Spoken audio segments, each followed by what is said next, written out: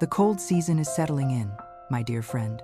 Before Christmas arrives, let's give ourselves a small gift. A peaceful moment to breathe. Find a cozy seat, pour something warm into your favorite cup, and let me tell you a story full of emotion and truth. If it brings solace to your heart, please remember to like, share, and invite another friend to join us.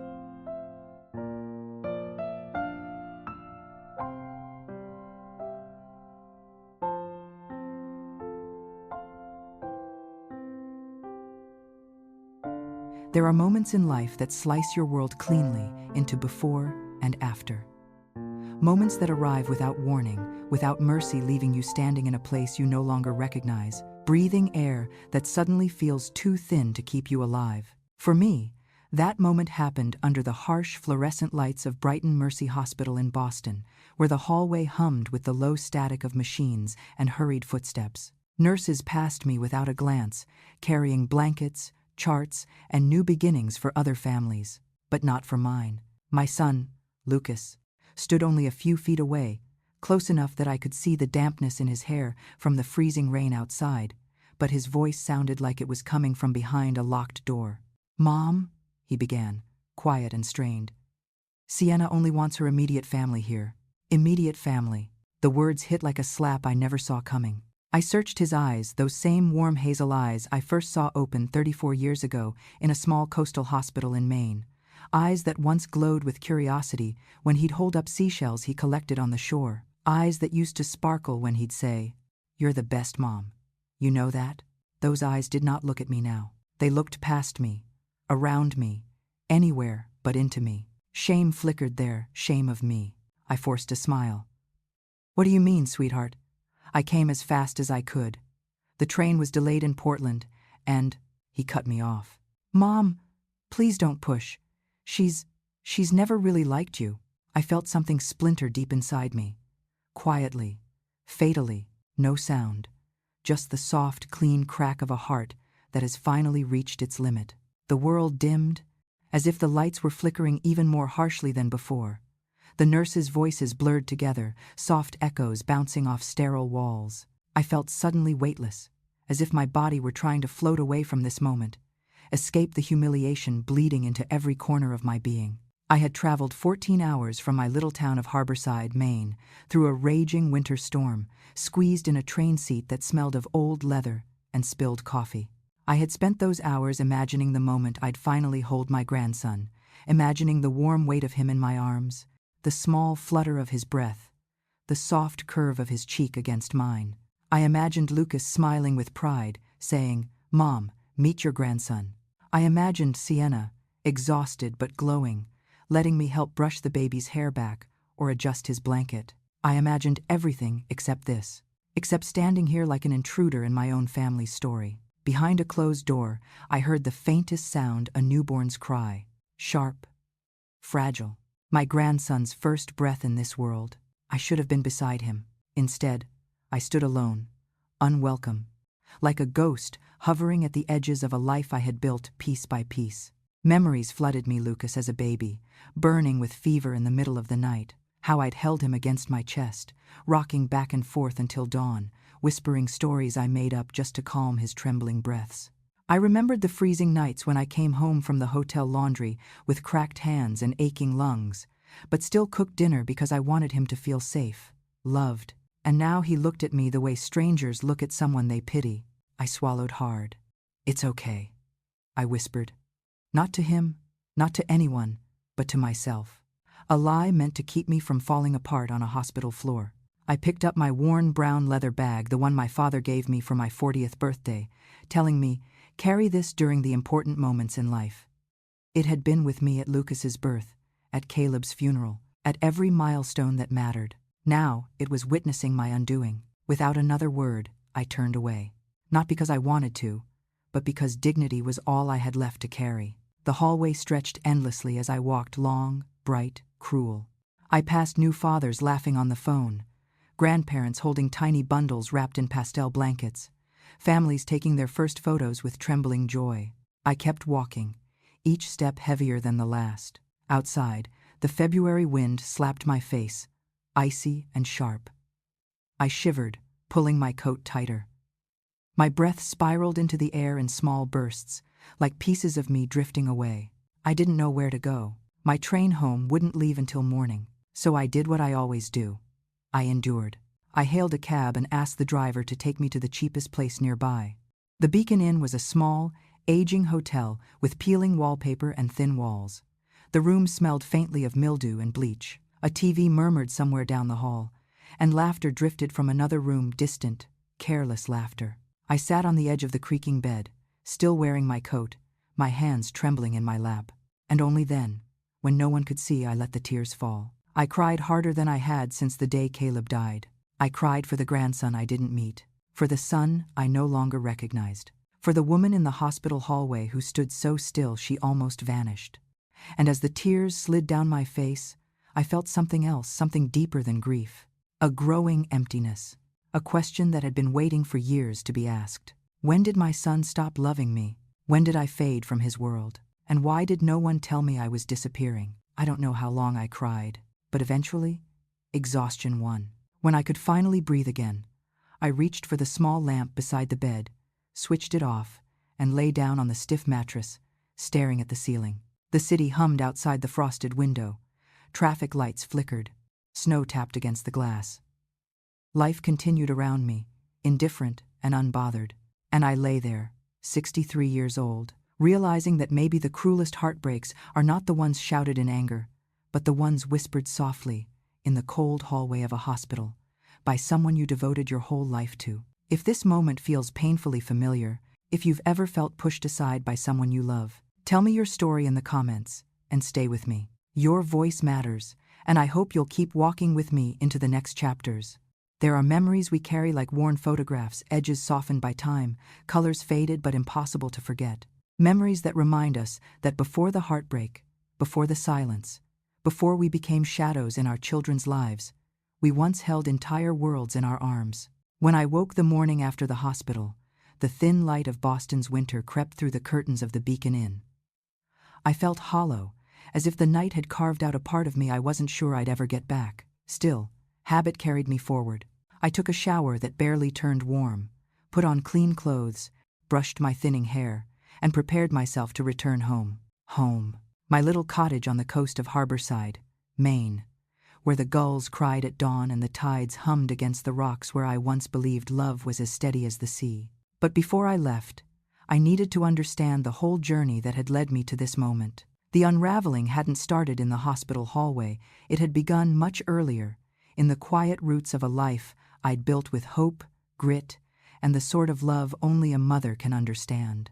I grew up in a small wooden house by the water, with weathered shingles and a porch that creaked in the wind. My father, Elias, raised me alone after my mother died when I was 6. He wasn't a man of many words, but he was steady like the lighthouse beam that swept across our shore each night. He taught me how to mend fishing nets, how to bake cornbread in an old cast-iron skillet, how to tell a storm was coming by the way the air felt on my skin. My father had hands that were rough from decades of pulling rope, but when he held mine, I always felt safe. "You're strong, Marianne," he'd say. "Stronger than you think." At 16, I met Caleb Holt. He was a carpenter with sunburned cheeks and eyes the color of driftwood. He had a laugh that rose from deep in his chest, warm and contagious. He built boats the old-fashioned way, with patience and reverence for the craft. I fell in love with him the way dawn slips across the sky quietly, then all at once. We married young, not because we had to, because we wanted to, because two people with nothing but each other can still feel like they have everything. Our first home was a tiny, drafty apartment above a bait shop. The floor tilted slightly to one side, and the kitchen window overlooked a row of battered lobster traps. But to us, it was perfect. On warm nights, we'd sit on milk crates outside, eating ice cream from paper cups, listening to the waves echo against the docks. Those years were simple, beautiful, even. We had no savings, no plans beyond the next week, but we were happy. Then, one August afternoon, while I was folding laundry, my water broke. It wasn't gentle, it was sudden, sharp, a pain that jolted through me like lightning. Caleb panicked, grabbing the overnight bag he'd packed a month earlier. He drove through the storm of our lives, literally, Thunder rattled the sky, rain lashed the windshield, and the wipers screeched in protest. "Hang on, Mari, we're almost there," he shouted over the roar. I breathed through the contractions, one hand gripping the seat, the other pressed against my belly, whispering to the tiny life fighting its way into the world. We arrived at the small harborside clinic just before dawn. The storm still howled outside, the wind rattling the window panes. Nurses rushed around, efficient but kind. "It's time," one of them said, checking the monitor. "This little one's in a hurry." The pain was blinding, a white-hot wave that threatened to crack me in half. But then came a sound, soft, trembling, beautiful, my son's first cry. When they laid him on my chest, slick with birth and trembling with newness, I felt the world tilt and realign around us. "Welcome to the world, Lucas," I whispered. Caleb cried openly, pressing kisses to both our foreheads. We were a family, a simple one, a small one, but a whole one. The early years were filled with the kind of tenderness only a child can bring into a home. Lucas had big hazel eyes and curls that refused to stay tamed. He laughed easily, loved fiercely, and followed me everywhere, my shadow, my joy. Our house always smelled of blueberry muffins and cedarwood, the scent of Caleb's boat shop lingering on his clothes. We might not have had much money, but we had each other. On Sundays, we'd bring a blanket to the cliffs overlooking the sea. Lucas would chase gulls until he collapsed into giggles, while Caleb carved little wooden animals for him out of scrap pieces of driftwood. I remember thinking, this is enough, more than enough. Life was imperfect, but blessed. But life has a way of testing what we love most. When Lucas turned 14, everything changed. Caleb collapsed one morning while tightening a bolt on a boat engine. By the time I reached the hospital, he was gone. A ruptured aneurysm, they said. Sudden, unpredictable, fatal. The room felt too quiet, my body too heavy. Lucas pressed himself into my side, shaking, whispering, "Dad can't be gone." He can't, but he was. In that single moment, our family of 3 became 2. I sold Caleb's workshop. The tools he'd cared for his whole life were boxed and auctioned. The sawdust, once golden and warm, now felt like ashes in my hands. I searched for work, any work. I took a job in the laundry at the Harborside Inn, folding sheets until my fingers cracked from the harsh detergents. Then I worked the night shift as a receptionist at the clinic 2 towns over. My lungs suffered from the chemicals. Some nights, I'd lie awake wheezing, hand pressed to my chest, willing myself to breathe quietly so Lucas wouldn't worry. But I still cooked dinner every evening, still packed his lunch, still told him, everything will be okay, even when I wasn't sure it would be. Lucas never saw my exhaustion. I hid it from him the way mothers hide storms inside their chests, because he was my purpose, my anchor, my reason. I know people say love shouldn't feel like sacrifice, but a mother's love often is quiet, endless, unseen sacrifice. I raised Lucas through high school, through college applications, through nights of homework and mornings of forgotten lunches. When he got into a good university, I cried so hard I had to sit down. "We did it, Mom," he said, hugging me. "No," I whispered. "You did," but he was wrong. "We did it together." Back then, before Boston, before Sienna, before the hospital hallway, my son still saw me, still needed me, still loved me, and I thought that love would last forever. But time is a thief. And distance is its accomplice. When Lucas left for college in Pittsburgh, he hugged me at the bus station platform with a tenderness that made my throat constrict. His backpack was almost bigger than he was, and he smelled faintly of the cedar chest where I'd kept his clothes fresh since he was little. He looked so young, hopeful, unscarred by the complicated years ahead. "I'll call you every night," he promised, and for a while, he did.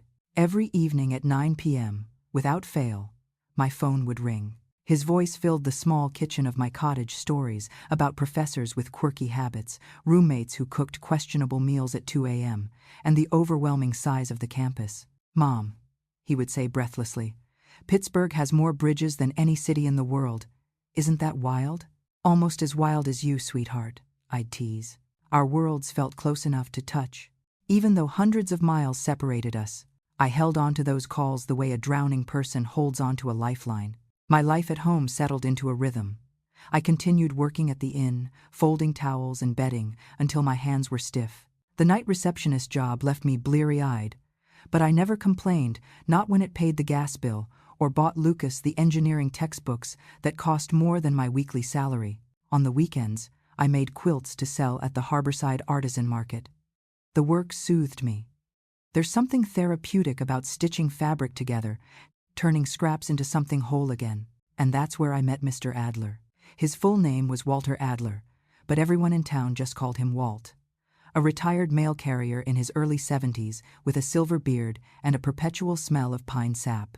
He'd wander through the Saturday market carrying a mug of black coffee and a reusable bag that looked like it had traveled around the world twice. He stopped by my booth one morning, admiring a blue and white quilt I'd stitched with wave patterns. "You made this?" he asked. "Yes," I said, smoothing the corner with my palm. "It's supposed to look like the tide rolling in." He smiled, eyes softening. "It looks like comfort." Something about those words disarmed me. Comfort, that's all I ever wanted to create. For Lucas, for myself, for the home that often felt too quiet now. After that, Walt began appearing more often, first at the market, then offering to fix the broken hinge on my gate, and eventually stopping by with homemade apple butter or stories about oddly shaped mailboxes he'd seen back in his carrier days. He wasn't intrusive. He wasn't demanding. He was simply present, in the way a lighthouse is present, steady, even when you're not looking. But I wasn't ready to think of him as anything other than a kind neighbor. My heart was still wrapped in the memory of Caleb, still trying to understand what it meant to live without the family I once had. Meanwhile, Lucas thrived. He joined engineering clubs, interned at a reputable firm, and built models of suspension bridges that made his professors beam. I was proud, achingly proud. When he came home for holidays, he'd sit in the same chair he used as a child, eating my cornbread as though it tasted like home. But slowly, so slowly, I didn't see it at first, the calls changed. The nightly calls became every other night, then twice a week, then once, then sometimes not at all. "Sorry, Mom," he'd say. "I'm slammed with exams." Or, "Group project, I'll call tomorrow." Or, "I just need a little space. Don't worry so much." Space. That word stung more than he realized. One evening, the phone didn't ring at all. I sat in the kitchen, waiting, the tea on the table growing cold, the clock ticking loudly in a house that felt too big for one person. When he finally called the next morning, I told him I understood, but deep down, a small crack formed that hadn't been there before. Distance was reshaping him, and I was learning, painfully, that a child's dreams sometimes take them far away, not just geographically, but emotionally. When he graduated, I traveled to Pittsburgh alone, wearing a navy dress I'd altered 3 times to make it fit just right. I sat in the auditorium, clutching a bouquet of daisies wrapped with twine, my heart pounding as Lucas walked across the stage in his cap and gown. His smile, bright and triumphant, washed away every sleepless night, every double shift, every fear that I hadn't been enough. Afterward, he hugged me fiercely. "I got a job, Mom, in Boston." Boston, the city that felt like another universe to me. But not just any job. Landon and Pierce, a major urban development firm. My mouth fell open. "Lucas, that's incredible. It's everything I wanted, and everything I prayed for." I whispered into his shoulder. I didn't say it out loud, but I knew what it meant. Lucas was moving farther away, into a world I didn't belong to, into a life I might not recognize. But parents are supposed to celebrate, not warn. So I smiled. I hugged him again. I told him, "Go build your life, sweetheart. I'll always be your home." And I meant every word. When he moved to Boston, I emptied nearly all my savings to help him settle in. A small apartment in Cambridge, a new mattress, his first set of good kitchen knives, and several crisp shirts and slacks for his new job. I even stitched him a quilt, patterned with the skyline of Harborside, a piece of home he could take with him. He called often that first month, telling me about meetings, deadlines, the overwhelming pace of city life. But then it started again. Fewer calls, short messages, then silence that stretched like a growing bruise. I tried not to take it personally. I told myself he was just busy. I told myself that children grow up, and this was natural. But the truth? It hurt. It hurt to feel replaced by ambition, by city life, by people I didn't know and might never meet. And then one evening, After 3 days of no calls, my phone vibrated. Mom, I met someone. Just 6 words, but they were the beginning of everything that unraveled afterward. When Lucas said he had met someone, I felt the world tilt, not in fear, but in hope. Every mother dreams her child will find love, someone who sees the best in them, who cherishes the pieces of their heart she once held in her own hands. But I had no idea then that the woman he met would become the quiet force that pushed me out of the center of his world. Her name was Sienna Moretti. He told me about her one Friday night when he finally called after 4 long days of silence. His voice held an excitement I hadn't heard since his university days. She's an architect, Mom. Brilliant, confident. She's incredible. I smiled into the phone, even though a knot tightened in my chest. That sounds wonderful, sweetheart. How long have you two been seeing each other? About 2 months. 2 months. And this was the first time I was hearing her name. Oh, well, I'm happy for you, I said gently. And I meant it. Or at least, I wanted to. In the weeks that followed, Sienna became the center of every conversation. Not because I asked, because Lucas volunteered. He talked about her with a kind of worshipfulness that made me feel like he was handing pieces of himself to her one by one. He told me about how she grew up in the affluent Moretti household in Cambridge, her father a respected architect, her mother a renowned psychology professor at a private college nearby. He described family dinners with white tablecloths and crystal glasses, weekend trips to Martha's Vineyard, charity galas, and classical music concerts. It was a world I had only seen in movies, a world where people used their forks correctly and never left their houses without perfectly ironed clothes. A world nothing like mine.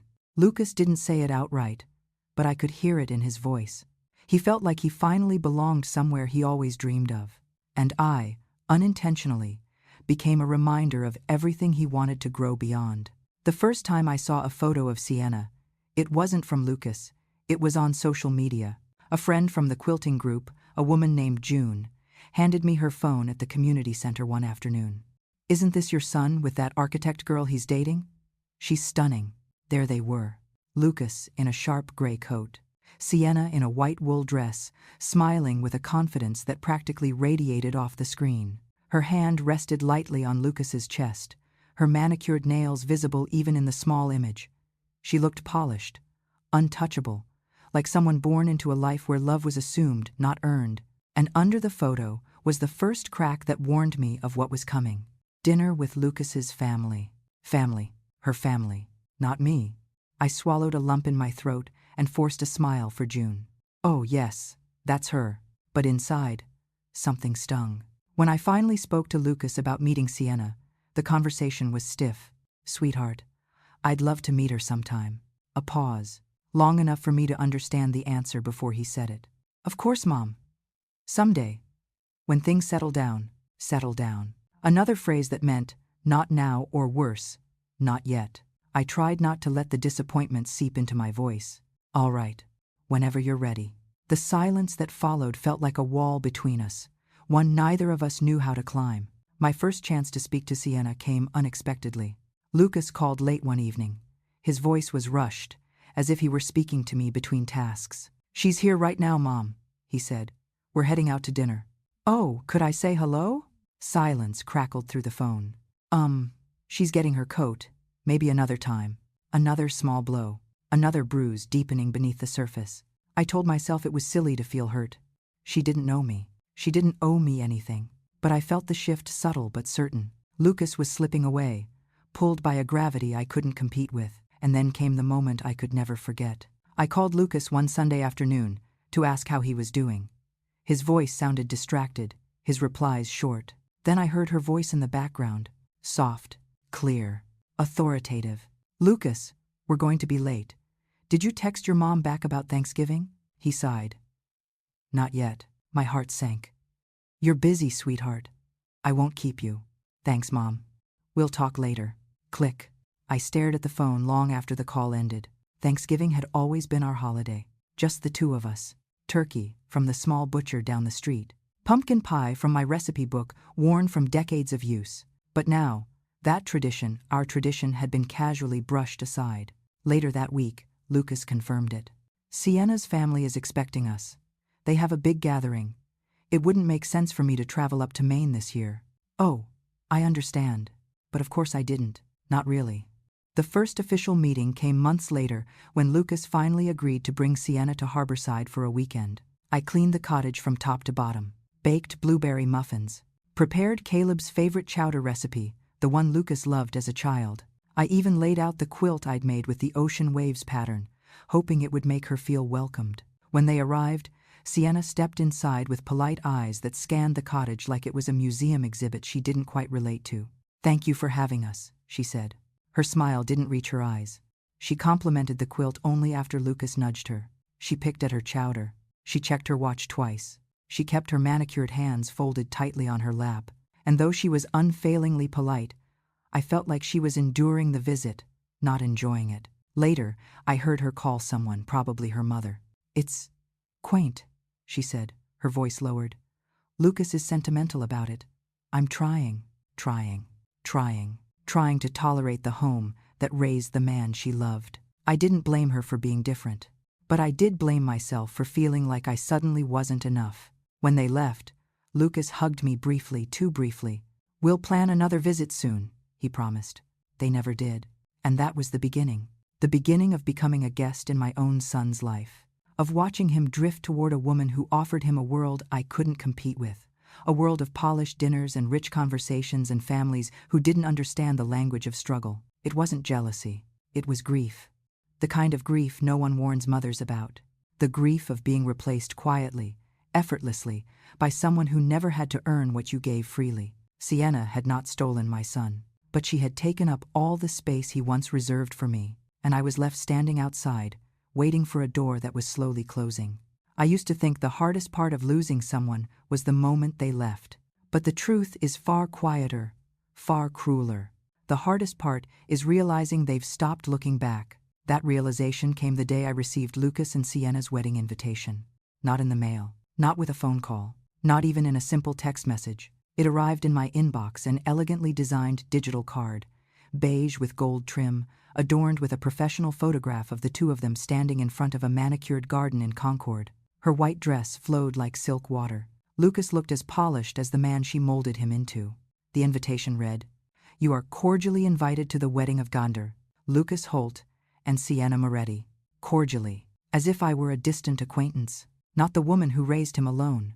Not the mother who sold her husband's workshop to buy him textbooks. Not the one who stayed up every night waiting for his call. Just cordially. "No, we can't wait to celebrate with you. No, Mom, it wouldn't be a wedding without you." Nothing like the warmth Lucas used to give so freely. I stared at the screen until the words blurred. Then I printed it out and slid it onto the refrigerator door, anchoring it with a star-shaped magnet. A part of me hoped that seeing it every day would somehow make it hurt less. It didn't. The wedding took place at the Wellington Estate Garden, a sprawling colonial-era property with trimmed hedges, marble fountains, and rows of ivory chairs lined with roses. The kind of place where families like the Morettis belonged naturally. Not me, though. Not the in-laundry worker with cracked hands and a cardigan I'd darned twice at the elbows. But I did everything I could to look the part. I bought a simple navy blue dress, elegant but not attention-seeking. I freshened my hair at the salon. I polished my old black shoes until they looked new. I wanted to meet them halfway. I wanted to show Lucas that I respected the world he'd built with her. I wanted him to be proud. When I arrived, guests in tailored suits and glittering dresses floated across the lawn, sipping champagne from crystal flutes. I stood for a moment at the edge of the scene, gripping the strap of my purse, trying to blend in, trying not to seem lost. Then I saw her Sienna, in a cluster of women who looked like they belonged on magazine covers. Her makeup flawless, her posture straight as a pillar. She laughed at something someone said, tossing her perfectly curled hair over her shoulder. I gathered my courage and approached her. "Congratulations, Sienna," I said softly. "You look beautiful, dear." She turned. Her gaze swept from my hair to my shoes, swift, clinical, assessing. In that single second, her smile tightened, as though she were bracing herself. "Mrs. Holt," she said politely. "Thank you for coming." Mrs. Holt, not Marianne, not Mom, not even something neutral like Marianne. "It's good to see you." No. She kept me at arm's length with the formality of a stranger. I leaned in for a hug, but she only offered her shoulder, quick, stiff. "I'm glad I could be here," I said, trying to hide the sting. That's nice, she replied before turning back to her group. She didn't introduce me. She didn't linger. She simply returned to her conversation, leaving me standing there like a ghost who had materialized where no one wanted her. I searched for Lucas next. He stood near the entrance of the tent, laughing with two men in tailored suits. When he saw me, surprise flickered across his face, followed by a brief smile. Mom, you made it. Made it as if the invitation had been optional, as if I hadn't traveled nearly 12 hours by bus to be here. He hugged me quickly, politely. You look nice, he said. Thank you, sweetheart. Before I could say another word, someone tapped his shoulder. Lucas, come take photos. He gave me a rushed nod. I'll be back in a bit, okay? And then he was gone. I stood there for a moment, surrounded by strangers who all seemed to know each other, all talking about things I didn't understand. Stocks, real estate, European summer trips, architecture symposiums. Nobody asked me who I was. Nobody cared. When I found my seat, my heart sank further. The chairs were arranged in 3 neat rows near the aisle. Row 1 Moretti family. Row 2 close friends. Row 3 distant relatives and me, the mother of the groom, placed behind people Sienna had met only twice. I told myself it didn't matter. I told myself this was Sienna's day, not mine. But as the music began, I felt something fragile inside me begin to tear. I watched Lucas, my Lucas, walk down the aisle with a proud smile. I remembered him as a boy, running barefoot across the harborside docks, his curls bouncing in the wind. I remembered his first steps, his first word, the first time he scraped his knee and cried into my shirt. And now he was here, radiating joy. And I was in the 3rd row, watching him step into a life where I would always be at the edge. The ceremony was beautiful white petals drifting through the air, golden light filtering through the trees. Lucas and Sienna exchanged vows that made the crowd sigh in admiration. But the vows weren't what made me cry. It was the moment Lucas turned toward the Moretti family and said, I want to thank everyone who helped us become who we are. Everyone, except me. I wiped my tears quietly. At the reception, I tried to remain invisible. It was easier that way. I found a seat near the edge of the garden and picked at the food on my plate. I wasn't hungry. I was simply trying not to feel the weight of every second. At one point, Lorraine, Sienna's mother, approached the table beside mine. I overheard her say to a friend, some people just don't fit in these circles. You know, she didn't look at me. She didn't have to. The message was as clear as the champagne in her glass. And for the first time that day, I didn't cry. I just went still inside, like the tide at low ebb. I realized then that the wedding wasn't just the start of a marriage. It was the end of something else entirely. A chapter in which I was still central in my son's life. A chapter I hadn't realized I'd been turning the last page of. Silence can be gentle, like the hush before dawn, or it can be sharp, like a blade pressed to the skin. The silence that followed the wedding was the latter thin, cold, cutting. Lucas and Sienna returned to their polished Cambridge life, while I returned to my quiet cottage in Harborside. 2 worlds separated by miles, yes, but mostly by something far heavier. Distance of the heart. For a while, Lucas called once a week, then once every 2 weeks, then sometimes not at all. When he did call, the conversation revolved entirely around Sienna. Sienna and I found this amazing restaurant. Sienna thinks we should renovate the apartment. Sienna brought me to a fundraiser at her mother's faculty club. Every sentence felt like a reminder of the land I no longer belonged to. Still, I listened. Still, I smiled. Still, I asked questions about her. But never, not even once, did Sienna ask to speak to me. Never did she initiate a call. Never did she say she wanted to get to know the woman who raised the man she loved. It was as if I were a relic from Lucas's past, not someone meant to be part of his future. Life at home settled back into its familiar rhythm. I continued working part-time at the inn laundry, even though the chemicals made my lungs burn some days. I folded white sheets until my fingers wrinkled. I sorted towels into warm stacks that smelled like citrus detergent and steam. In the evenings, I sat at my kitchen table with a cup of tea, knitting in the soft glow of lamplight. Quilts, scarves, baby hats, even though there were no babies in my life yet. The quietness settled around me like a thin blanket, warm in some places, suffocating in others. Some nights, my chest tightened with asthma until I had to sit still, one hand pressed just below my collarbone, breathing slowly through my mouth. I hid it from Lucas. Not from shame, but from instinct. The instinct of a mother who doesn't want to burden the child she spent her life lifting. Mr. Adler-Walt checked in every few days. Sometimes he brought me fresh bread from the bakery. Sometimes he patched my fence or replaced a cracked tile on the porch. "You're working too hard," he'd mutter. And I'd reply with the same practiced line. "I've been working hard my whole life, Walt. I wouldn't know what to do if things got easy." He'd smile at that, but I could tell he worried. The kind of worry that grows quiet roots. Still, I stayed in my own world.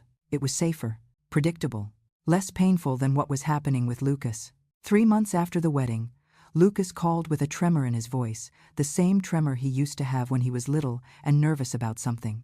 "Mom, I have news." My heart fluttered. "Good news?" "I think so." A small pause. "Sienna's pregnant." I froze. Phone pressed tightly to my ear. "Pregnant, my baby. Was having a baby." "Oh, Lucas," I whispered, tears pricking my eyes. "That's wonderful. Truly wonderful." He exhaled in relief. But then I asked the question that pierced me like an icy blade. "How far along is she?" Another hesitation too long.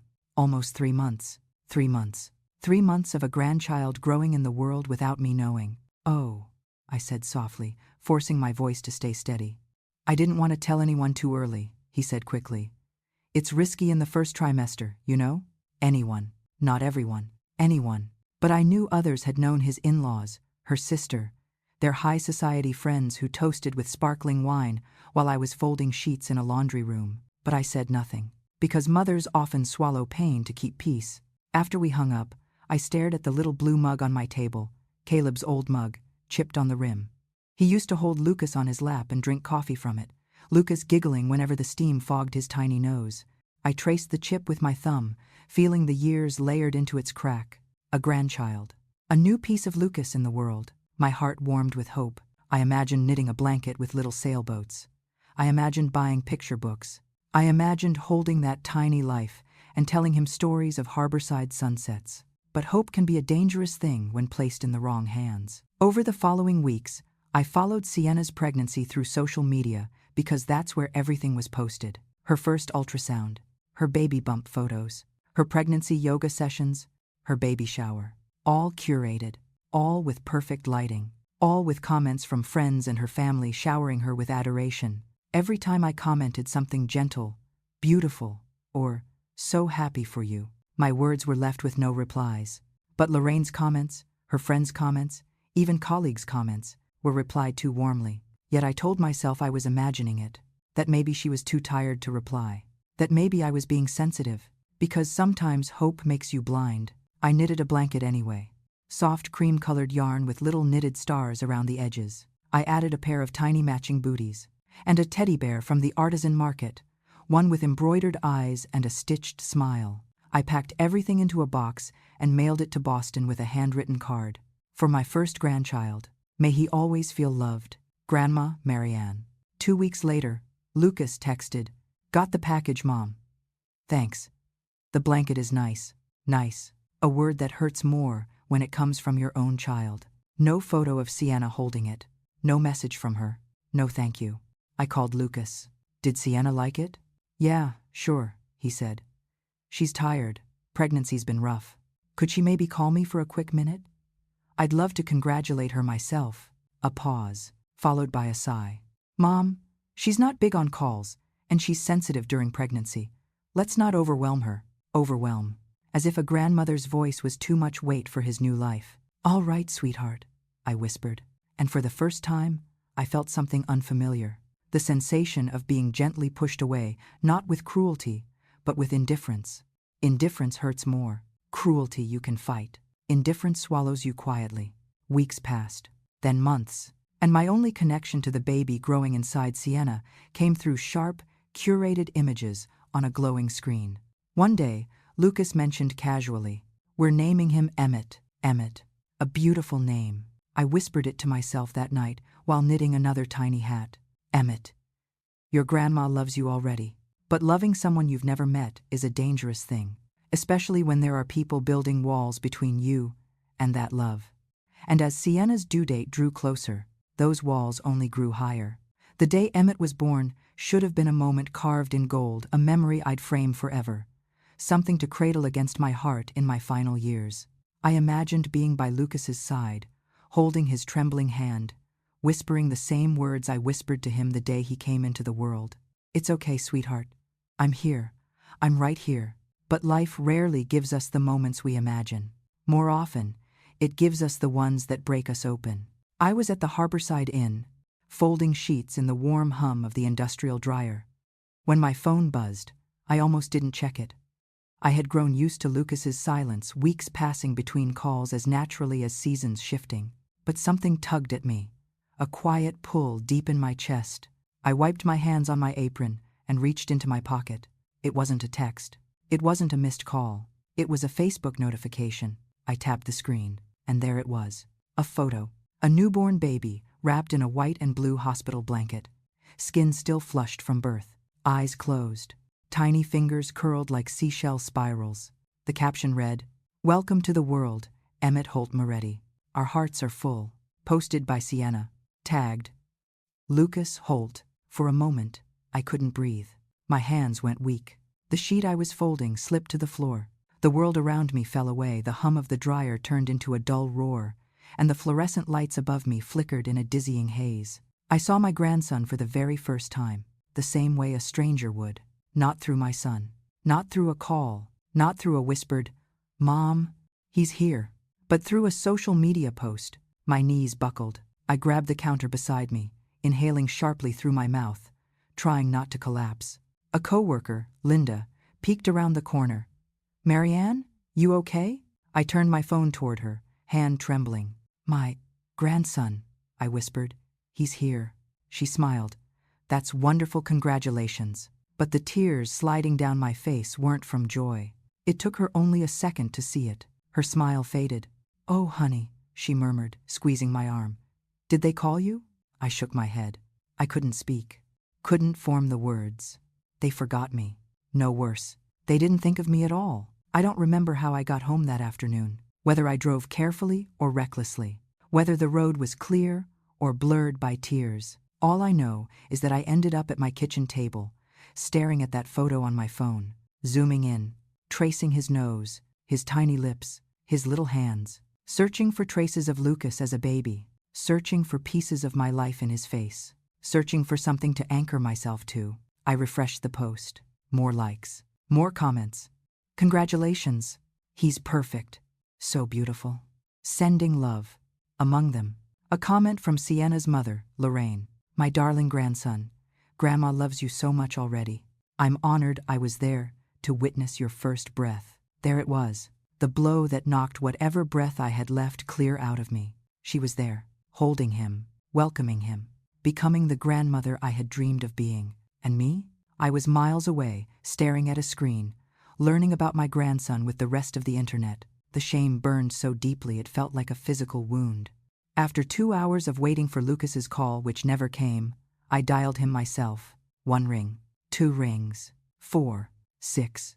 "Mom?" His voice, happy, breathless, joyful. My heart cracked open. Still, I forced my tone to remain calm.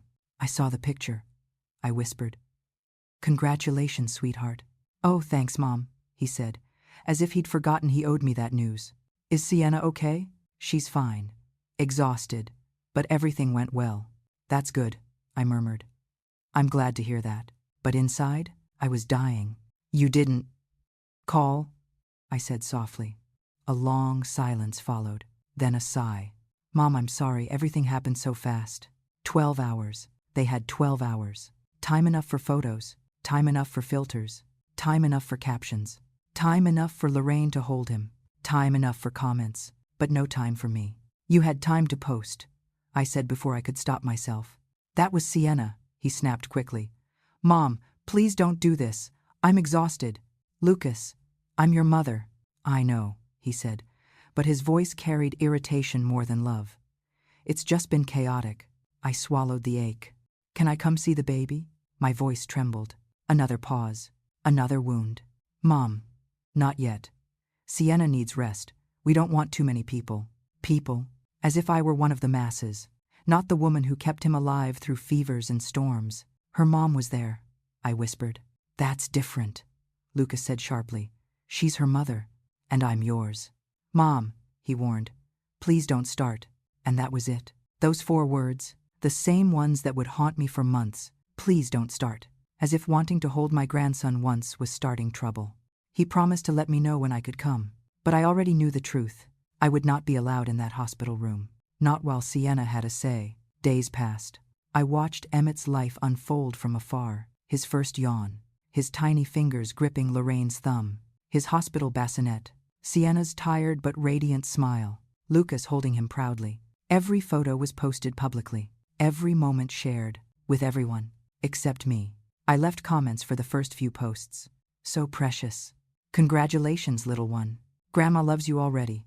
No replies. Not one. Eventually, I stopped commenting, stopped refreshing, stopped torturing myself with what I could not touch. 3 weeks later, Lucas texted, "You can visit this Saturday. Just for a couple hours. Sienna's still recovering. Please don't overwhelm her." Overwhelm. The word was a dagger twisted gently. I packed my overnight bag, though I wouldn't be allowed to stay with them. I knitted one more tiny hat in soft gray. I carried my courage the way people carry fragile glass. I took the long-dreaded bus ride to Boston. 12 hours again. 12 hours of fear. 12 hours of love. 12 hours of praying Sienna would allow me to exist. When I arrived at the pediatric wing of the hospital, I saw them sitting together. Lucas, scrolling his phone. Sienna, pacing lightly with Emmett in her arms, adjusting his blanket protectively. My breath caught. He was so small, so perfect, so impossibly real. I stepped closer. "Lucas," I whispered. "I'm here." He glanced up but didn't stand. Sienna's eyes flicked to mine, cool as ice. I smiled, trembling. May I hold him?" Sienna drew Emmett closer to her chest. "He's asleep," she said. "He'll wake if I move him." I nodded. "I can wait." She didn't respond. She simply turned away slightly, shielding him. And I understood. Not because she said it, but because she didn't have to. I wasn't wanted. Not as a grandmother. Not as family. Not even as a visitor. Just tolerated. Barely.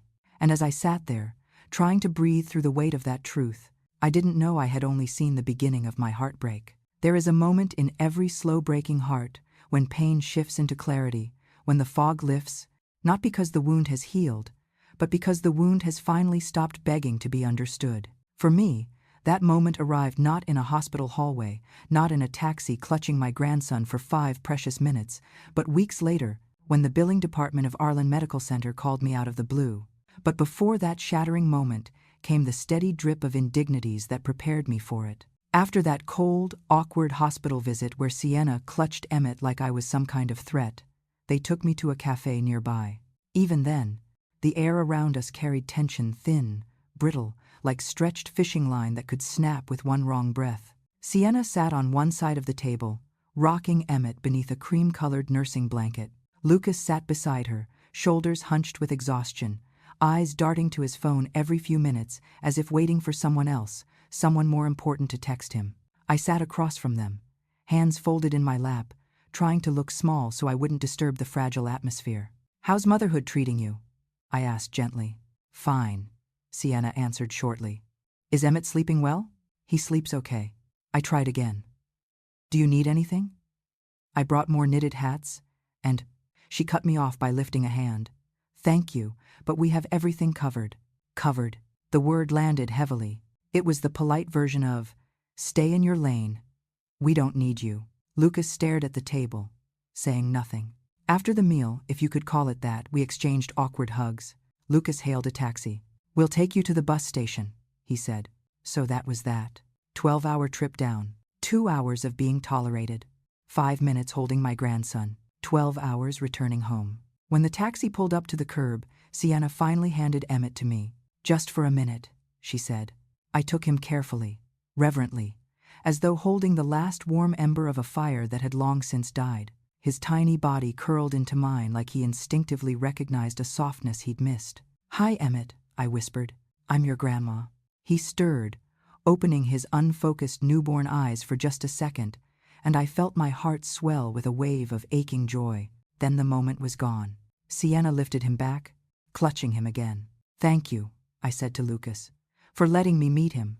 He nodded. Thanks for understanding. Understanding. As if understanding were the same as accepting the unacceptable. I watched them drive away until the car merged with the traffic and vanished. And then I stood alone under the gray Boston sky, the wind biting into my coat, feeling as if the world had just confirmed what I'd feared for months. My place in Lucas's life wasn't just shrinking, it was disappearing. When I returned to Harborside, the house felt heavier than usual. The air tasted like absence. I made coffee but couldn't drink it. I sat on my couch but couldn't rest.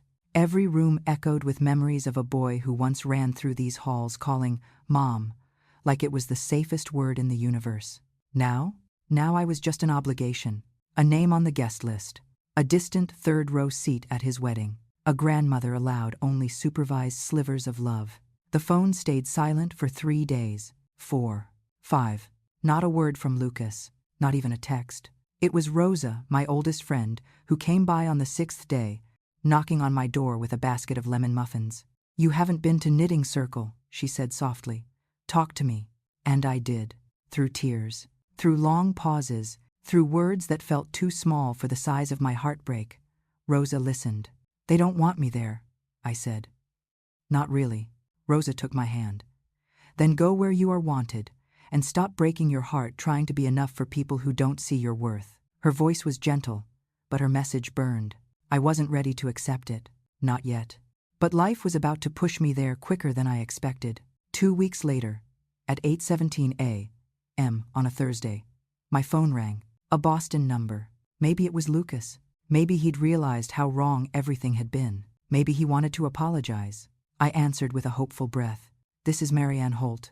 The voice on the other end was too crisp, too practiced to belong to my son. "Good morning, Mrs. Holt. This is Dana from the Arlen Medical Center Finance Department." Every muscle in my body tensed. "We're calling regarding the outstanding charges from your daughter-in-law's delivery. A balance of $10,842 remains for the private room upgrade, special medications, and supplemental care." I think you have the wrong person," I said, though my voice already faltered. "I don't believe so," the woman continued. "Your son, Mr. Lucas Holt, listed you as the emergency contact for payment." The words struck with a force that nearly knocked me breathless. Emergency contact for payment. He had shut me out of the pregnancy, shut me out of the birth, shut me out of the newborn days, shut me out of their celebrations, their milestones, their photos. But for the bill, suddenly I was family. A quietness settled over me. Not calm, not peace. Just clarity, cold, hard, unmistakable clarity. "I'm sorry," I said slowly, each word deliberate. "But I don't have any family in Boston." She hesitated.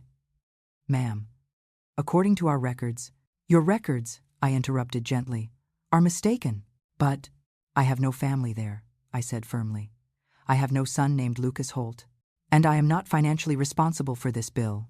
That silence on the other end was heavy, surprised, confused. "Ma'am, are you certain there could be legal? Please remove my number from your payment contacts." I kept my voice steady, unshaken. "Goodbye." And I hung up. I sat at the kitchen table, the phone still in my hand, heart pounding. Then something extraordinary happened. Not panic, not guilt, not fear, but relief. A release I didn't know I'd been holding inside my chest for years. For the first time in a long time, I felt whole, because I finally chose myself. Guilt is an old, stubborn habit, especially for mothers. Even when we're mistreated, even when we're forgotten, even when the world shows us again and again that our pain doesn't matter, some part of us still whispers, maybe it's my fault, maybe I should have been quieter, softer, smaller. Maybe if I had done everything perfectly, they wouldn't have pushed me away. For the first few hours after hanging up on the Arlen Medical Center, that old guilt paced inside me like a restless animal. My hands shook. My heartbeat fluttered in my throat like a trapped bird. I kept imagining Lucas's face when he learned what I'd said to the hospital. The boy I once held against my chest. The teenager who cried in my lap at Caleb's funeral. The young man who once said, "Mom, I couldn't have made it without you." But by evening, something inside me had changed. For the first time in years, I walked through my little cottage without the weight of waiting for Lucas to call, waiting for permission to be part of his life, waiting for a place in a world that had politely but firmly shut its doors. Silence, once painful, now felt like space, like air, like the beginning of something that belonged entirely to me. I didn't turn my phone back on for 3 days, not out of spite, out of peace. I cleaned the house, not frantically, not to numb the hurt, but gently. I scrubbed the kitchen counters, humming softly. I aired out the curtains and watched them flutter in the sea breeze. I rearranged the small bookshelf in the living room, touching the spines of books I hadn't opened in years. Books I'd once set aside because Lucas needed help with a science project, or because I worked double shifts to pay his school fees, or because I was too tired to read anything other than my son's messages. Messages that had long since stopped coming. Now the hours were mine again. On the 4th day, I walked to the harborside market. The air smelled of cinnamon pastries and salt from the harbor. Fishermen were unloading their morning catch, their voices carrying over the gulls' distant cries. At the quilt booth, my friend June held up a new bundle of patterned fabric. "You disappeared this week," she said. "I turned my phone off," I replied simply. June looked stunned, as if I'd announced I was moving across the world. "And how do you feel?" I let out a breath I didn't realize I'd been holding. Free. Her smile spread slowly, warmly. "Good," she whispered. "You deserve that." That evening, there was a soft knock at my door. Walt stood on the porch, holding a pot of clam chowder, steam curling from its lid. "I thought you could use a good meal," he said, "or at least a distraction." I stepped aside to let him in. He set the pot on the counter, and we ate together at the small kitchen table. He talked about how the town council was repairing the lighthouse steps, how the shorebirds were returning earlier than expected this season, how he'd found an old photograph of Caleb fixing a boat down at the pier. The ordinary, unhurried rhythm of the conversation soothed me like balm on a bruise. "You seem lighter today," Walt said finally. "I feel lighter," I admitted. "For the first time in months, maybe years." He nodded, eyes warm. "Well," he said gently, "maybe it's about time your life stopped orbiting around people who don't see the light you carry." His words settled into me like seeds, quiet at first, but destined to grow. On the 5th day, I turned my phone back on. It vibrated violently, as if it were angry at being ignored. 27 missed calls, 16 voicemails, 15 messages from Lucas. I didn't listen to the first few voicemails. They all began the same. "Mom, call me. Why aren't you answering? Mom, this is serious." But eventually, curiosity or pain, maybe both, made me tap the most recent one. Lucas's voice sounded tired, angry, wounded. "Mom, the hospital said you refused payment. They sent the bill directly to us. Sienna's crying. This is humiliating. Why would you tell them you have no family here? What does that even mean?" The message clicked off abruptly. I didn't reply. Not because I didn't care, but because I finally understood that caring too much had become the rope they used to pull me back into their cycle of need only, love never. 2 more days passed before the email arrived. Subject line: "We need to talk." I clicked it open, bracing myself. Lucas wrote paragraphs. Long, sharp paragraphs about loyalty, responsibility, the meaning of family. He said he had always helped me. He said I had misunderstood Sienna. He said I was making everything harder. He said I was selfish. Selfish, a word that had never belonged to me. Not after everything I'd done, every sacrifice, every sleepless night, every silent heartbreak. I read the email twice. Then I took a deep breath. For the first time in years, I didn't crumble. I didn't cry. I didn't bend myself into a shape that made everyone else comfortable. Instead, I sat at my kitchen table and wrote the truest message I had ever sent my son.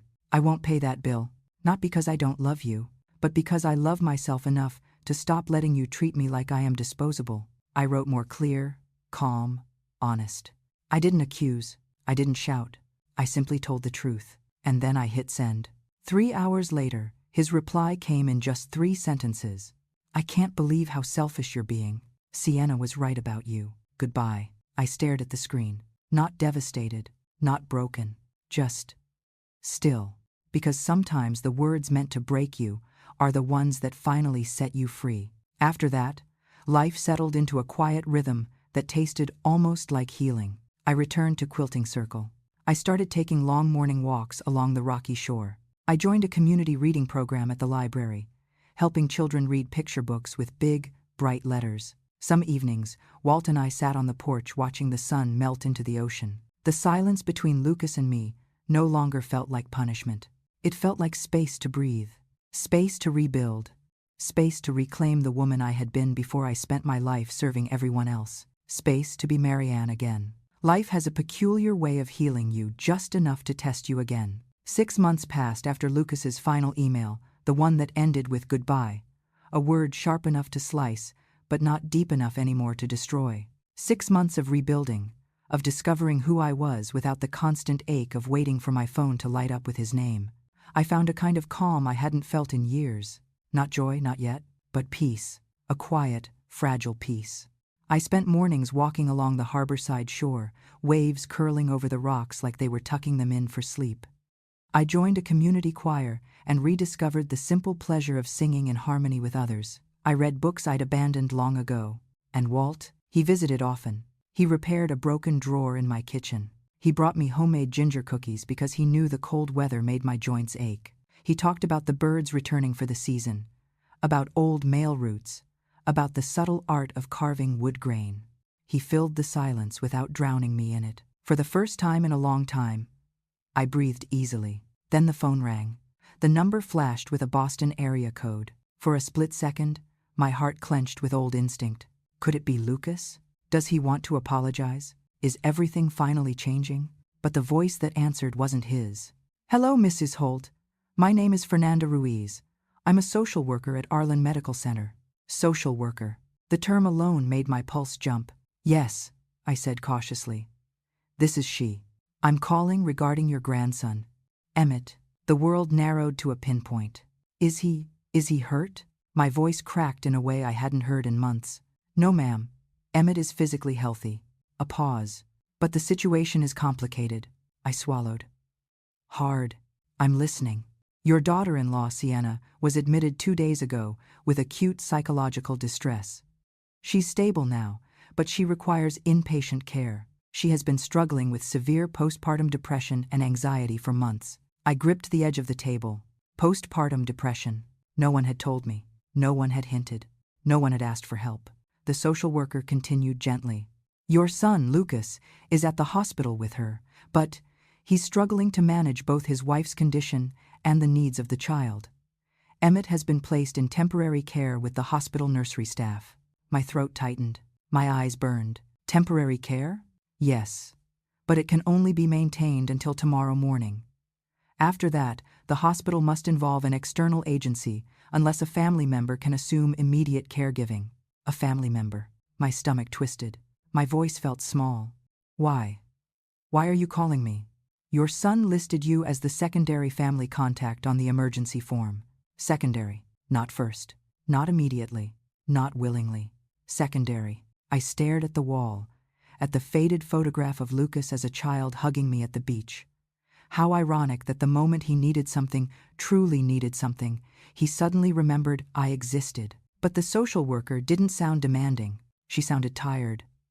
Sad. As if she'd made dozens of calls like this one to families that had fallen apart quietly and slowly. "Mrs. Holt," she said softly, "we need someone to pick up the child by tomorrow. You're his next of kin." Next of kin. The words sank into me like stones in deep water. My pulse pounded in my ears. "Where is Lucas?" "He's here," she replied. "Would you like me to transfer the call?" "No." The answer spilled from me without hesitation. A pause. "I understand." But she didn't.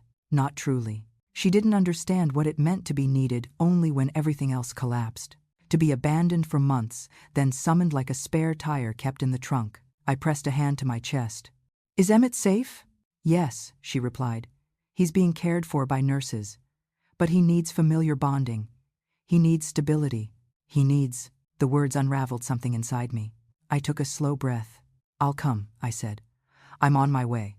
I packed a small bag clothes, a warm shawl, a book in case the night felt long, and I packed something else. The cream-colored knitted blanket with the stitched stars, the one Emmett had never used. Walt drove me to the bus station without questions. He simply lifted my suitcase into the cargo hold, placed a hand on my shoulder, and said, "Bring him home safe, Marianne." I nodded, fighting the welling tears. "I will." The bus ride to Boston felt different this time. Not powered by hope, like the first trip. Not by despair, like the second. This one was powered by purpose, by clarity, by the fierce, ancient instinct that awakens when any child, is in danger. Frost gathered on the windows. The highway hummed beneath us. Cities blurred into patterns of neon and shadow. And somewhere in Boston, under the harsh lights of a hospital nursery, my grandson lay waiting for someone he had never been allowed to know. Waiting for me. The sun was rising when I reached Arlen Medical Center. The lobby smelled of antiseptic and burnt coffee. Lucas sat in the waiting area, head in his hands, hair unkempt, clothes rumpled. He looked up at the sound of my footsteps. His eyes were red and swollen, his jaw tight with anxiety. When he saw me, he stood abruptly. "Mom," he whispered. And then something I hadn't seen since he was a teenager happened. He broke, not loudly, not dramatically. He just crumpled inward, his shoulders shaking, tears splashing onto the floor. "I'm so sorry," he said. "I'm sorry for everything. You were right. I messed up. I pushed you away. I let everything fall apart. I don't know what I'm doing." He reached for my hand the way he used to when nightmares woke him in the middle of the night, and the years between us melted into nothing. I squeezed back, my heart aching with a mix of grief and something like grace. "It's all right," I whispered. "We'll take it one step at a time." He nodded, crying. A lost boy again. My boy. But I didn't come for him. I came for Emmett. "Where is he?" I asked gently. Lucas swallowed hard. "He's at the care center." "Let's go," I said. The child care center was a small room with pastel walls and soft lighting. In the corner, playing with a little wooden car, sat a 1.5-year-old boy with tousled dark hair and big, curious eyes. Emmett. He looked up when we entered, his car rolling to a stop. I knelt down, my knees trembling. "Hi, sweetheart," I whispered. "I'm your grandma." He blinked, then took a hesitant step toward me, then another. And then he placed his tiny hand in mine, warm, soft, unquestioning. And just like that, he chose me. Some moments in life don't arrive with fanfare. They land softly, almost shyly, like a feather drifting onto your palm. And yet they change everything. Emmett's tiny hand in mine, that was one of those moments. As soon as his fingers curled around mine, something inside me, something dormant, wounded, patient, opened like a long-closed window allowing in fresh air. I lifted him gently, supporting his little legs as he leaned into me with surprising trust. He smelled of milk and baby soap. His hair was silky soft against my chin. His heartbeat fluttered against my chest like a small bird learning the rhythm of the world. "I've got you," I whispered, tears blurring my vision. "I've got you now." He responded with a small sigh, one of those innocent, unguarded sighs that only children give when they feel safe. That sound alone nearly brought me to my knees. Lucas stood behind me, watching. He wiped his cheeks quickly, as if embarrassed by the depth of his emotion. "Mom," he said softly. His voice broke around the word. I turned to him, still holding Emmett. "We'll talk later," I said gently. "Right now he needs care, stability." Lucas nodded. "Yeah," he whispered. "He does." The nurse at the center handed me a small bag filled with Emmett's things, diapers, a few changes of clothes, a small stuffed raccoon with one ear frayed. "He's been well behaved," she said. "A little quiet but very sweet." I kissed the top of his head. "We'll take it from here." She smiled warmly. Something in her eyes softened, as though she knew perhaps better than anyone the gravity of what I had just stepped into. Because this wasn't just a grandmother meeting her grandson. This was a grandmother stepping into the broken space where a family had fallen apart and choosing without hesitation to hold it together. We brought Emmett back to the small apartment Lucas and Sienna rented in Brighton. The moment I stepped inside, I understood everything the social worker hadn't needed to say. The place was a mess. Dishes piled in the sink. Laundry overflowing from baskets. Baby toys scattered on the floor. A faint smell of old formula and stress. It wasn't filth. It was neglect of the kind born from exhaustion and chaos, two parents falling apart faster than they could catch themselves. "Mom," Lucas started, shame coloring his face. I cut him off gently. "This is not the time for explanations. Right now, your son needs routine." He nodded, swallowing hard. "I know. And you need rest," I added. He blinked, surprised. "I haven't slept in, I don't know, days." I placed Emmett in the portable crib in the corner, then turned back to Lucas. "Go lie down," I said. "Please." He hesitated, then nodded. "Okay. Just for a bit."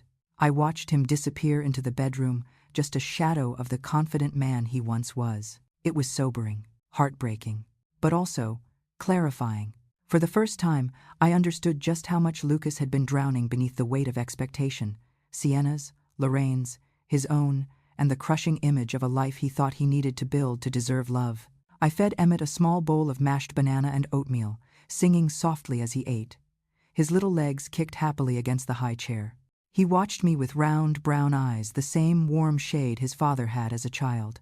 "There you go, sweetheart," I murmured. "Good boy." When he finished eating, I wiped his face, then ran the bath. He splashed gingerly at first, testing the water with small, cautious movements, then began laughing soft, bright giggles that echoed in the tiny bathroom. I felt tears prick my eyes again, but this time for an entirely different reason. I had missed all of this.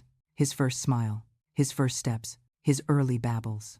All the pieces of his life that should have been mine to love from the beginning. But I was here now. And if life was giving me a second chance, I wasn't going to waste it. After the bath, I wrapped Emmett in a fluffy towel and rocked him gently, humming an old lullaby my father used to sing to me by the harbor. He fell asleep with his head nestled under my chin. I held him longer than necessary, just breathing him in, memorizing every line of his small, perfect face. And for a moment, my heart, so battered and bruised, felt whole.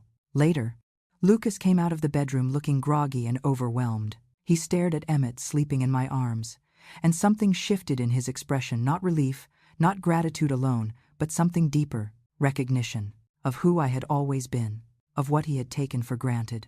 "Mom, he began. I shook my head softly. "Not now." He rubbed his face. "Sienna's still at the hospital," he said. "They say she needs at least another week of observation. She hasn't been herself for a long time. I didn't see it, I should have. But you were trying to hold up everything," I whispered. "You can't blame yourself for breaking under that weight." "But I hurt you," he said quietly, painfully. "I hurt you so badly." I didn't deny it. I didn't rush to ease his guilt. He needed to feel it. But I also wasn't here to punish him. "You hurt me," I agreed gently. "But the hurting is done. Now we heal. Together." His breath hitched. Do you still want to help?" I met his gaze steadily. "Yes, because Emmett deserves stability, and because you're still my son. But things will change this time. I won't lose myself again." He nodded, tears in his eyes. "Okay," he whispered. "Okay."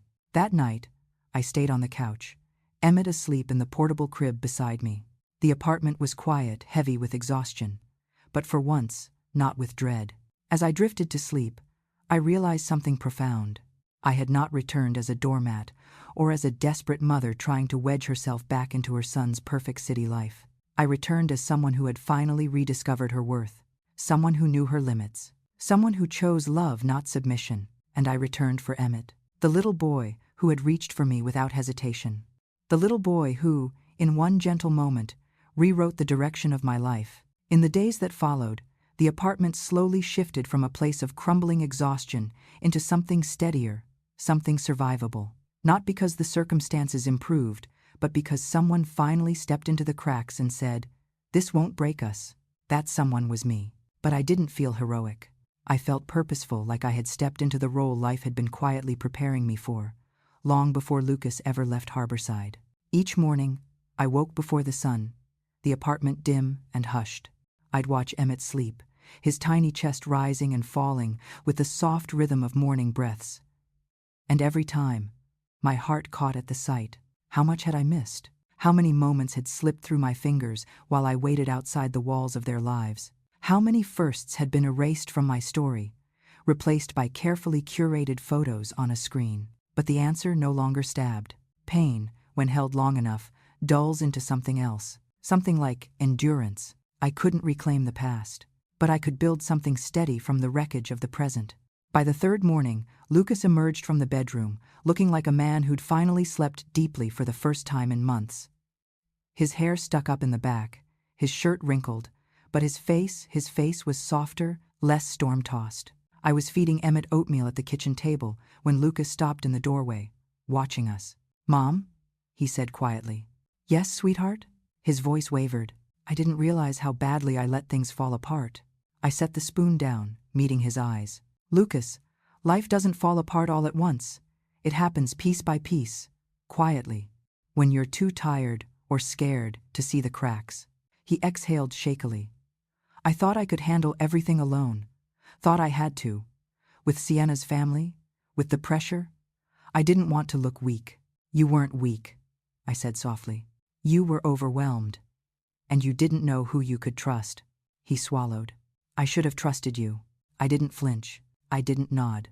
I just held his gaze. "You didn't," I said simply. "And it hurt." He closed his eyes, as if bracing for judgment. "But you're here now," I added. His eyes snapped open, blinking rapidly. "Mom, I'm sorry. For everything. The wedding, the pregnancy, the bills, the way we—" He stopped, breath hitching. "The way we treated you." That word we hung in the air. Because the truth was, it wasn't only Lucas who shaped the exile. It was Sienna, and Lorraine, and a whole world that swallowed him until he forgot the hands that raised him. But I didn't want to pick apart blame right then. Not while healing had finally taken root. "What matters now," I said gently, "is that you understand what respect looks like. For me, for yourself, for your marriage. And for this little boy." Emmett slapped the table with a fistful of oatmeal, splattering it across Lucas's shirt. Lucas let out a startled laugh, then wiped at the mess helplessly. I don't know how to do this," he admitted. "You'll learn," I said. "Both of you will." Later that afternoon, the two of us cleaned the apartment together, him folding laundry while I organized Emmett's toys into neat baskets. Simple tasks that built quiet bridges between us. At one point, Lucas approached with a folded blanket. "Mom," he said softly, "can we talk about the message you left the hospital?" I didn't answer right away. I finished pulling Emmett's onesie over his head, then held him against my hip. Finally, I turned to Lucas. "I said what I said because I had to protect myself," I replied. I wasn't refusing help. I was refusing to be used. He winced at the word, but he didn't argue. "I understand," he murmured. "I do now." I nodded and shifted Emmett onto my other hip. "Good.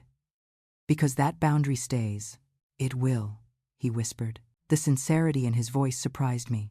It warmed something in my chest I'd thought had gone cold forever. A knock on the door interrupted us. Lucas's shoulders stiffened. "It's probably Lorraine," he muttered. My jaw tightened. The woman who'd held my grandson before I even knew he was born. The woman whose comments online had stung deeper than she would ever know. He opened the door a crack. Sure enough, Lorraine stood there with her arms crossed, a designer handbag hanging from her wrist, her expression pinched with disapproval. "Lucas," she said sharply, "we need to discuss Sienna's treatment plan." Lucas stepped aside but didn't open the door fully. "My mother is here." Lorraine's eyes flicked to me barely, briefly as if I were an unwelcome shadow in the room. "Oh," she said coolly. "Of course she is." Her dismissiveness wasn't subtle. It was practiced, effortless, a language refined through years of condescension. She attempted to step inside, but Lucas blocked her path with a quiet firmness I'd never seen from him before. "We're talking privately later," he said. "Mom's helping with Emmett." Lorraine's eyebrows lifted in surprise, almost outrage. "I see," she replied. "I see." "Good," Lucas said simply, then closed the door. He turned around with a shaky breath. I raised my eyebrows. "That was unexpected," I murmured. Lucas let out a tired laugh. "I'm learning to stand up for the right people." I didn't respond, but something in me softened sharply. That evening, after feeding and bathing Emmett, I settled him onto my chest as I sat on the couch. His little body fit perfectly in the crook of my arm. His eyelashes fluttered as he drifted into sleep. Lucas sat beside me, elbows on his knees. "There's something you should know," he said quietly. "I lost my job months ago." The words hit me like a sudden gust of cold wind, he continued, voice trembling. "I didn't tell you because I was ashamed. And Sienna, she wasn't handling things well. She kept comparing me to her father, to the life she thought we were supposed to have." Tears gathered in his eyes. "We moved into her parents' house because we couldn't afford our apartment, and everything just disintegrated. I couldn't do anything right. She blamed me for everything. I blamed myself. and then her depression got worse, and he covered his face with both hands. "I'm scared, Mom." I placed my free hand on his back. "You're not alone anymore." He sobbed quietly, painfully into his palms. A grown man, a breaking man, my son. And for the first time in a long time, he leaned on me without shame. Not as a burden, not as a necessity, but as a son leaning on the only person who had always loved him. Much later, when he finally fell asleep in the armchair, I lay awake with Emmett nestled against me. The room was warm, soft, lit only by the glow of a small lamp, and I realized something profound. I had not come back to save them. I had come back because the child in my arms deserved the one thing no one else had given him. A love that asked for nothing, a love that endured everything, a love that rebuilt without breaking itself. There's a particular stillness in the hours before dawn, an hour where the world feels fragile, held together only by the soft breaths of those sleeping inside it. It was in that stillness, during my second week taking care of Emmett, that I realized something. This apartment, this family, had been a house made of glass, just waiting for the right wind to shatter it. Sienna's breakdown wasn't the wind. Lorraine's judgment wasn't the wind. Lucas's collapse wasn't the wind. The wind had been blowing for a long time. No one had noticed. Or maybe no one wanted to. But now, at last, the shattering had happened. And strangely, beautifully, it was in the shards that truth finally appeared. On the 11th day, Lucas and I visited Sienna in the psychiatric ward for the first time since she'd been stabilized. The hospital corridors were quiet, painted in soft pastels, meant to calm nerves that had frayed beyond understanding. Emmett stayed with a hospital childcare attendant for an hour while we went in. My stomach twisted as we walked. I didn't know what to expect: anger, resentment, icy stares. Sienna had always kept me at a distance, had always looked at me like I was an old sweater that didn't match her curated, perfect life. But when we reached her room, none of those expectations fit the woman sitting on the bed. Sienna looked small, deflated, barely holding herself together. Her hair, usually styled to magazine perfection, hung messily around her face. Her eyes were swollen, her lips chewed raw. She held a blanket tight around her shoulders like a shield. She looked nothing like the confident woman who had dismissed me politely for years. When she saw Lucas, tears spilled instantly. "Lucas," she whispered, reaching for him. He walked to her, kneeling beside the bed, and she buried her face in his neck. She sobbed long, wrenching sobs that carried months of swallowed fear and silent unraveling. I stayed near the doorway, watching. For the first time, Sienna didn't seem like the antagonist in my story. She seemed like a wounded young woman, terrified, brittle, shaped too harshly by a mother who valued perfection over humanity. Slowly, Sienna pulled back and noticed me. Her lips parted. Her expression shifted not into the coldness I'd known so long, but into something raw, something close to shame. "Marianne," she rasped, wiping her eyes with shaky fingers. I didn't think you would come." I stepped inside, keeping my tone soft but steady. "I came for your son," I said honestly. "And for Lucas." She nodded, a small, broken gesture. "I'm sorry," she whispered suddenly. The apology dropped into the room like a stone into deep water. Not defensive, not bitter, not polished for show. Real. I blinked in surprise. "For what?" Her face crumpled. "For everything," she choked. "For how I treated you, for keeping Lucas away, for shutting you out of Emmett's life, and then falling apart anyway." Her voice cracked. "I was scared," she continued, shaking. "I was scared you'd judge me, scared you'd see how much I was failing. You're so calm, so steady. You raised Lucas alone. You seemed so strong, and I felt so weak, like if you saw how messy I was inside, you'd think I wasn't good enough for him, or for Emmett." Her confession stunned me into silence. All those months, all that coldness, all that distance, had come from fear. Fear of me, of my strength, of the quiet resilience I'd spent a lifetime building. I stepped closer and sat on the edge of the chair beside her bed. "Sienna," I said gently, "strength is not the absence of breaking. It's breaking and still choosing to show up." She sobbed harder. "I didn't have a mother who showed me that," she whispered through tears. "Lorraine, she doesn't do gentle. She doesn't do help. She does judgment, comparison, pressure." She laughed bitterly. She was so proud of me for marrying Lucas. Proud that I'd married up. She said your life wasn't compatible with ours. My jaw tightened. There it was. The truth under the truth. But I trapped myself, Sienna continued. I tried so hard to be perfect for my mother, for Lucas, for work, for everyone. And when I couldn't keep it up anymore, everything fell apart. She covered her face with trembling hands. I pushed you away because I was terrified, she whispered. Terrified you'd see through me. Terrified you'd take one look at me and realize I didn't deserve your son. The confession cracked something open in me, something I didn't know needed breaking. I reached out and placed a hand gently over hers. You were never competing with me, I said softly. I was never judging you. I just wanted to be part of your lives. She nodded vigorously, tears spilling down her cheeks. I know, she whispered. I see it now. I see everything now. Silence filled the room. Not tense, not cold, just present, alive. Then Sienna swallowed hard. Can you give me another chance? She asked quietly. When I get better? I squeezed her hand. We'll take it one day at a time, I said. Together. Her chin wobbled. Thank you, she whispered. Thank you for not giving up on us. I didn't say it aloud, but deep inside, I knew the truth. I had given up, but life hadn't. Life had circled me back. Not to punish, not to prove anything, but to let me reclaim something I never should have lost. My dignity, my boundaries, my voice. And now, with all of us laid bare, Lucas grieving the life he pretended to have, Sienna unraveling under impossible pressure, and me finally standing in my own worth, we could start again. Not perfectly, not magically, but honestly. When we returned to the apartment, Emmett squealed when he saw me, a sound so pure it made my heart lurch.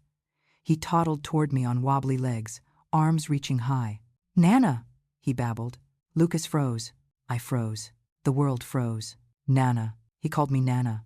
I scooped him up, hugging him tight, tears prickling at the corners of my eyes. Lucas stood silently beside us, emotion rippling across his face. Mom, he whispered. He loves you. And I love him, I whispered back. And we're going to do better, he said. All three of us. I nodded, pressing my cheek to Emmett's soft hair. Yes, sweetheart, I murmured. We are. Healing doesn't arrive like a sunrise, clear, bright, sudden. It arrives like the tide, quiet, persistent, returning again and again, smoothing jagged shorelines little by little. The weeks after Sienna's hospitalization passed just like that, slowly, steadily, with small, almost invisible moments that stitched our torn family back together. Not all at once, not perfectly, but truthfully. Sienna remained in the psychiatric unit for nearly 3 weeks. During that time, Lucas and I fell into a rhythm. Morning walks with Emmett through the quiet Brighton neighborhoods, frost hugging the sidewalks like lace. Midday appointments, Lucas's job interviews, consultations with Sienna's doctors, meetings with therapists who were guiding her through the dark fog of postpartum depression. Afternoons at home, me cooking simple meals that warmed the apartment with the smell of garlic, rosemary, and something like hope. Evenings spent reading to Emmett on the couch, little books with bright pictures and gentle rhymes. Sometimes, Lucas watched us from the armchair, a soft, almost aching smile on his face. I forgot how calming this is, he whispered once. The quiet, the routine, just being. He wasn't talking to me as much as he was talking to himself. And yet, in every one of those quiet moments, we both felt it.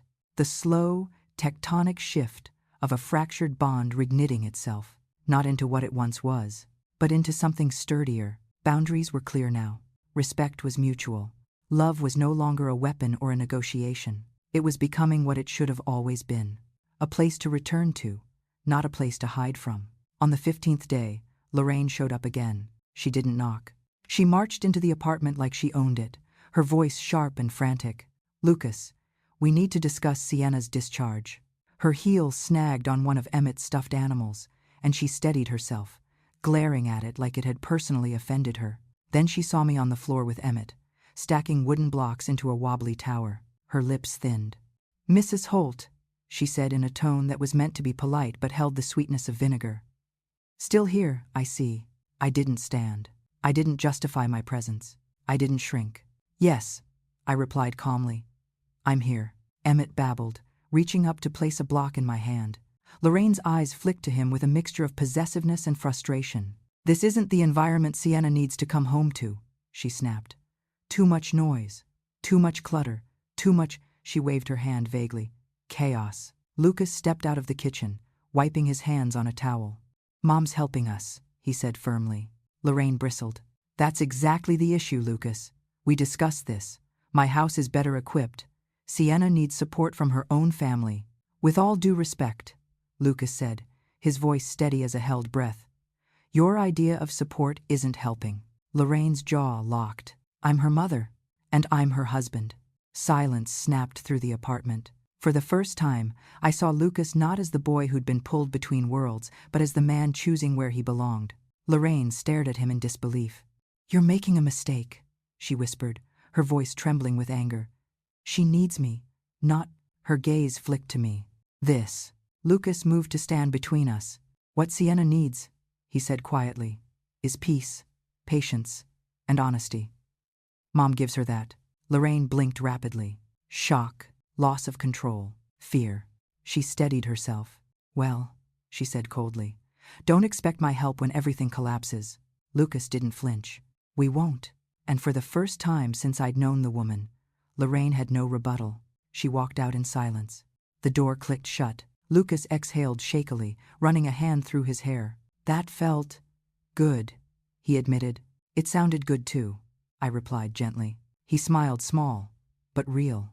When Sienna was finally discharged, she emerged from the hospital with a cautious, vulnerable hope in her eyes.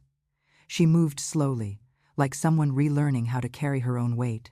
When she saw Emmett in my arms in the lobby, her breath hitched. "He recognizes you," she whispered. I nodded. "He's been waiting for you." Sienna touched his cheek with trembling fingers.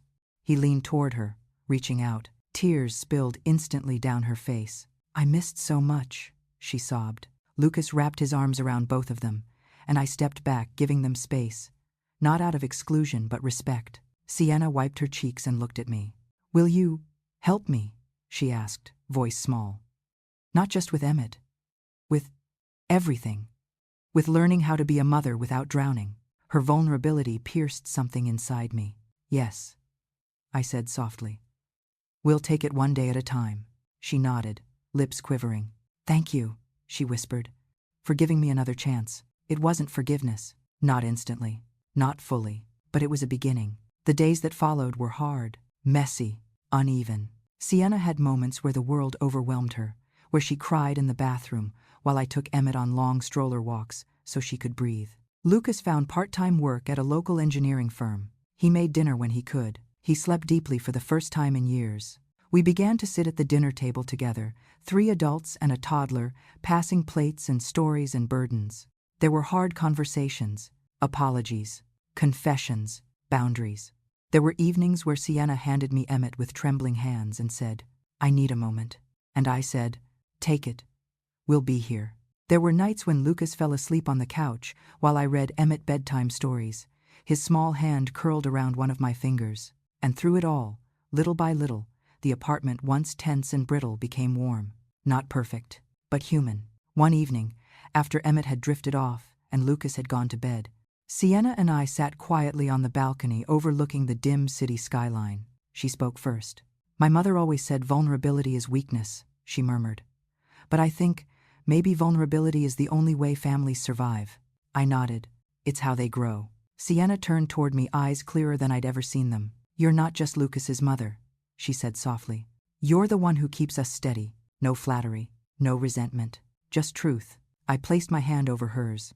"And you," I said, "are stronger than you realize." She inhaled shakily. "I'm learning." "We all are." We sat there for a long time, 2 women who had once stood on opposite sides of a silent war, now sitting shoulder to shoulder in a fragile but real peace. The night ended quietly, but my heart felt full in a way it hadn't in years, because healing had begun, not through perfect moments, but through small, honest ones. Because forgiveness wasn't a surrender, it was a choice, a reclaiming of peace. And because, for the first time, I saw a future where I wasn't just tolerating the pain of the past, but finally stepping into the life I deserved. Healing doesn't erase the past. It weaves it into something new, something bearable, something almost beautiful. As the months unfolded, I learned that the point was never to go back to what we once were, but to build something better with what remained. 3 months after Sienna's discharge, the apartment had transformed not into perfection, but into a home. The clutter cleared, the tension softened, the air no longer buzzed with unspoken resentments. Instead, there was routine, warmth, honesty.